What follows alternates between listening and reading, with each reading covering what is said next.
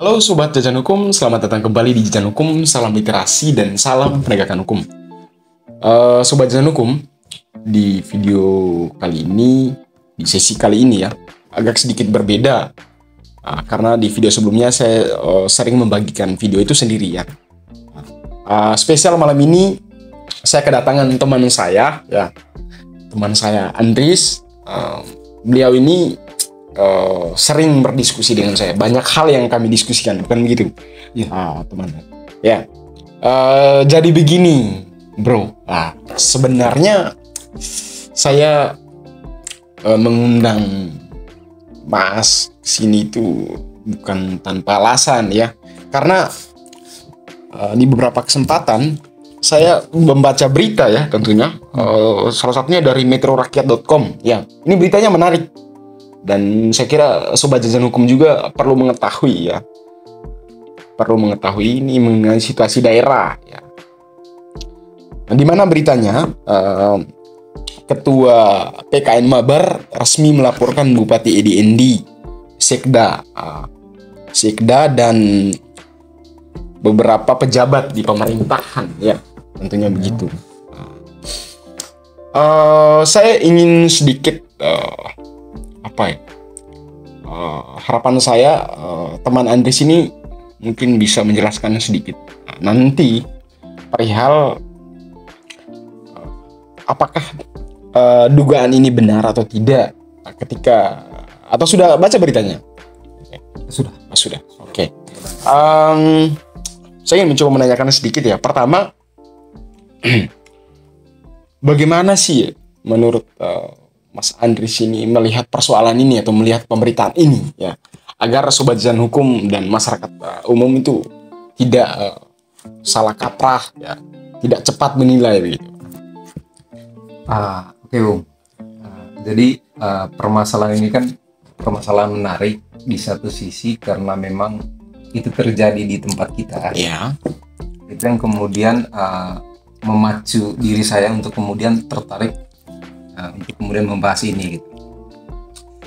Nah, saya memang cukup kaget tadi ketika kemudian sebenarnya kan baca ini kan sudah beberapa minggu yang lalu bahwa kemudian pelapor ini artinya kan dia sudah beberapa kali membuat pernyataan lah di beberapa media bahwasannya Bupati ini diduga melakukan korupsi gitu. Nah, tadi baru saya baca soal ternyata sudah ada laporan resmi terkait dengan ini, dan ini menarik di satu sisi karena memang yang dilapor ini kan orang nomor 1 di Kabupaten Manggarai Barat gitu. Ini tentu menjadi hal yang kemudian menghebohkan, menggemparkan gitu. Tentu di tengah masyarakat sekarang kan bisa dibilang ini menjadi isu yang serius ya, di mana orang yang kemudian orang nomor 1 kemudian dilaporkan seperti itu dengan substansi dari pelaporan itu kan dugaan tindak pidana korupsi gitu. Jadi kalau kita bicara soal permasalahan korupsi itu kan itu sebenarnya bukan lagi persoalan yang baru ya Mas ya, bukan lagi persoalan yang baru sehingga kemudian harus membuat kita kaget ketika kita mendengar kasus-kasus korupsi gitu. Jadi kasus korupsi ini kan itu sudah terjadi, bisa dibilang ini sudah menjadi penyakit laten di negara kita lah, baik dalam skala nasional, bahkan banyak sekali kasus yang kemudian terjadi di skala lokal gitu. Jadi ada beberapa orang yang kemudian menyebutkan ya bahwa masalah korupsi ini kan sudah seperti menjadi budaya lah masyarakat Indonesia gitu lah, apalagi kaum birokrasi gitu. Jadi kembali kepada persoalan yang tadi. Jadi kalau saya melihat pelaporan yang kemudian dilaporkan oleh pelapor ini ya, bahwa Bupati dan dengan beberapa kroninya kemudian diduga melakukan tindak pidana korupsi yang kemudian seperti diberitakan gitu. Di satu sisi begini, kita hargai proses hukum karena ini kan masih dalam tahap pemanggilan saksi gitu. Jadi belum ada penetapan tersangka di sana. Karena memang penetapan tersangka itu kan ketika kemudian nanti ketika dari kejaksaan itu kemudian sudah istilahnya kan sudah minta klarifikasi lah dari beberapa pihak terkait.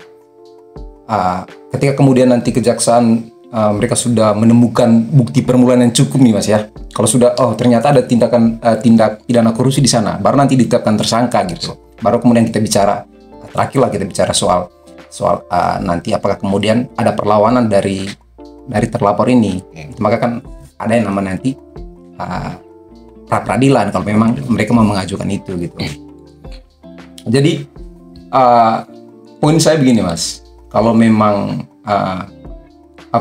ini kan tadi kan di satu sisi ini kan kita hargailah proses, karena ini kan kita tidak mau mendahului lah putusan hakim ya. Karena ini kan belum ada penetapan tersangka, apalagi sampai pada tahap yang terakhir itu putusan yang kemudian kita sebut putusan yang ingkrah ya, pada level yang terakhir gitu. Tetapi bahwasannya ini kan kemudian kalau memang ini benar terjadi bahwa memang ada dugaan korupsi kemudian benar-benar dilakukan, ini tentu menjadi tamparan yang keras gitu loh untuk Kabupaten Manggarai Barat gitu. Di satu sisi karena memang sekarang kan posisi Kabupaten Manggarai Barat itu Mas, itu bukan hanya dilihat oleh nasional tetapi oleh skala internasional gitu loh. Karena ini kan istilahnya kan sudah masuk kota pariwisata gitu. Orang kan berlomba-lomba untuk melakukan investasi di sana gitu. Ketika kemudian pemerintahnya misalnya katakanlah bobrok, itu orang akan wanti-wanti berpikir ulang untuk kemudian mengadakan investasi apa. Itu kan tentu akan berdampak pada ekonomi kita juga, ekonomi daerah gitu. Nah, kembali kepada persoalan yang tadi, dugaan ini, saya kira kan masyarakat dalam negara demokrasi itu kan masyarakat itu berhak untuk kemudian melakukan pelaporan kalau memang ada pejabat-pejabat birokrasi yang diduga melakukan tindak pidana korupsi ataupun tindak penyalahgunaan wewenang misalkan ataupun tindakan pidana lainnya gitu. Jadi itu hal yang biasa sih Mas, kalau kemudian kita bicara soal melapor segala macam. Tetapi harapan saya tentu bahwasannya ini betul-betul persoalan murni hukum gitu. Jadi tidak ada tendensius politik tertentu, tapi ini murni persoalan hukum gitu, sehingga ini tentu akan meningkatkanlah kebersihan daripada birokrasi lokal kita itu sendiri. Mungkin itu kata-kata awal lah dari saya Mas untuk melihat persoalan ini. Iya, menarik ya Mas ya. Artinya ya banyak spekulasi sejauh ini yang ada di tengah masyarakat. Saya coba korelasi dengan beberapa pertanyaan masyarakat juga, dan ini pertanyaannya langsung mengarah ke saya Mas. Pertanyaannya demikian, bahwasannya apakah ketika pejabat pemerintah dalam hal ini bupati, sekda dan lainnya dilaporkan ke kejaksaan karena ada dugaan dugaan tindak pidana korupsi, masih dugaan. Apakah mereka benar-benar korupsi? Ya, pertanyaan demikian ya, karena bagi saya gini Mas, saat ini kan apalagi dengan masyarakat umum di sana itu ya, ada yang melek hukum ada tidak ya. Ketika mereka membaca berita ini, mereka langsung kacamata kuda, hanya melihat dari satu arah. Artinya ketika ada pelaporan itu sudah fix gitu, bupati dan sekda dan lainnya itu melakukan tindakan korupsi. Sekiranya saya minta sedikit pencerahan lah, biar apa ya? Karena bagi saya ini sangat penting ya, sebagai suatu transfusi pengetahuan gitu kepada masyarakat. Apakah benar itu? Atau bagi seperti apa, Mas? Kalau soal itu tadi, itu kan sudah seperti yang saya sampaikan di awal tadi, di terakhir lah statement saya sebelumnya itu kan. Soal melapor, kemudian ada masyarakat yang kemudian melapor kaum birokrat, misalkan entah ke apapun varian kasusnya, misalnya entah ke tipikor, entah ke persoalan lain, itu kan sebenarnya kan hal biasa. Itu biasa terjadi, bukan hanya terjadi di Kabupaten Manggarai Barat gitu. Jadi dalam melihat persoalan ini untuk masyarakat, bahwasannya jangan sampai bahwa baru pada tahap laporan kita sudah menduga, memberi klaim bahwa bupati ini melakukan korupsi, tidak. Ya.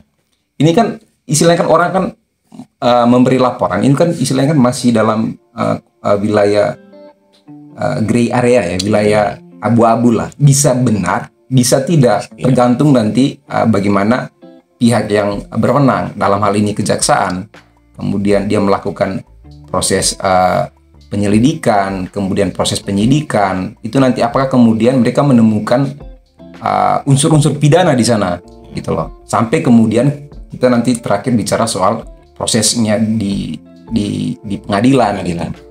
Jadi ini hal yang kemudian saya khawatirkan di masyarakat kita, bahwa ada isu yang seperti ini, itu seolah-olah bahwasannya itu, wah, bupati ini sudah melakukan korupsi, gitu loh. Padahal ini masih dalam tahap dugaan, baru masih dalam tahap laporan, gitu loh. Penetapan tersangka pun ini kan belum sampai pada tahap itu, gitu loh. Nah, kalau memang nanti unsur-unsur permulaannya tidak mencukupi, itu nanti kan otomatis penetapan tersangka ini kan tidak terjadi, gitu loh. Artinya kan tidak terpenuhi bukti-bukti yang ada, gitu. Jadi apa ya? Jadi ini kan kembali seperti yang saya sampaikan tadi, apa namanya? Kita lihatlah. Ya. Saya juga tidak mau melihat sejauh mana atau menduga lah, menerka-nerka seperti apa nanti proses hukumnya itu. Seperti apa nanti, siapa yang benar, siapa yang salah. Itu saya dalam artian tidak mau mendahului hakim lah. Arti kan yang punya kewenangan secara undang-undang, ya memang memiliki keputusan, memiliki wewenang untuk memutus suatu perkara, gitu loh. Jadi mungkin dari pertanyaan Mas tadi soal mungkin bukan pencerahan lah ya, mungkin pengetahuan saya terkait membaca persoalan ini, gitu, seperti apa, gitu. Jangan sampai kemudian masyarakat terpancing bahwa ada bola liar. Ini kan semacam bola liar sekarang, Mas, ya. Bola liar yang kemudian dilemparkan ya ke ruang publik, gitu loh. Sehingga kan pergolakan itu pasti terjadi, Mas, gitu loh. Pergolakan di masyarakat itu pasti terjadi. Nah, itu hal ini kemudian nanti bisa merembet kepada segmen-segmen politik, gitu loh. Politik di akar rumput, gitu loh. Apalagi kemudian misalnya kita bicara soal basis politik lah, misalnya ini mungkin nanti pembahasannya itu mungkin nanti pada tahap yang kedua. Tetapi buat saya ini akan berpengaruh, gitu loh. Jadi persoalan ini memang persoalan hukum, tetapi ini akan berimbas kepada persoalan politik, gitu. Jadi mungkin itu gambaran saya saja, Mas. Jadi semacam memberikan gambaran lah, jangan sampai masyarakat langsung klaim bahwa bupati sudah melakukan korupsi. Tidak, ini masih dugaan, gitu. Belum tentu benar, bisa tidak, gitu. Ya, oke, sobat Jojan Hukum, saya kira perbincangan kita sangat menarik ya, karena di beberapa kesempatan tadi teman saya ini sudah cukup detail ya membahas terkait seperti apa mekanisme hukumnya, yang pertama, yang kedua seperti apa situasi sekarang, dan sampai tahap mana mekanisme hukumnya ya. Karena saya ini sangat penting sekali ya, karena satu poin yang paling terpenting tadi dari apa yang dijelaskan oleh teman saya, untuk tidak mendahului hakim ya. Tidak mendahului hakim ini sangat menarik ya. Mungkin sesinya nanti kita geser di sesi kedua ya. Sobat Jojan Hukum, saya kira pembahasan untuk sesi ini sampai di sini dulu. Salam literasi, salam penegakan hukum.